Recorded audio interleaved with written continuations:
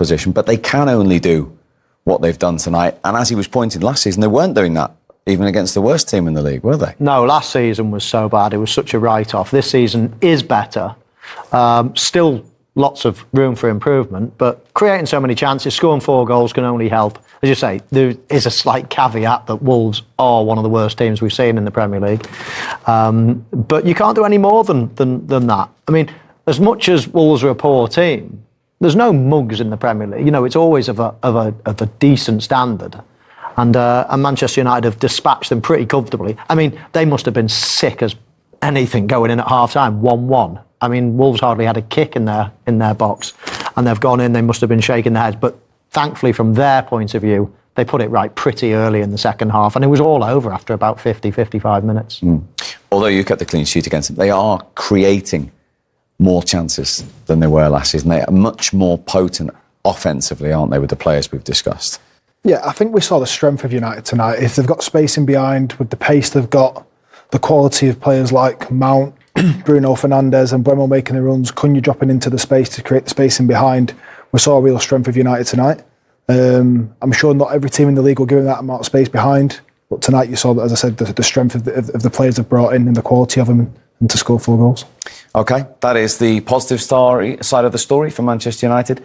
Yet another defeat for Wolves, and then his 4th game in charge of the club for Rob Edwards. Rob, another defeat tonight. Let's deal with the positives, though, because towards the end of that first half, you got a goal, first time in a while, and the roof nearly came off here. Yeah, look, we got ourselves back in the game at half-time. But the goals we conceded, we're never going to get anything from a game with the first 3 goals that we conceded. We gave the ball back to them. There you go, Manchester United. And it's going to be impossible to win a game of football that way. The first goal that you conceded in particular, it was so sloppy, and that kind of was a feature of the first 30 minutes or so, the number of times you got the ball and gave it away straight away. Yeah, it's understandable at times because there's a nervousness around, you know, the boys aren't at their full level and there's a lack of confidence and rhythm, you can see that. You know, they're human beings and they feel it. So, you know, I can understand that a little bit, but we were still in the game, but you know, those big moments, the most important ones, we're in control. I think for the second goal, real chance for a really good attack, and then we lose it, quick turnover. Third one, I think we won it back 3 or 4 times and insisted on giving it back to them. And by then 3-1 is obviously really tough.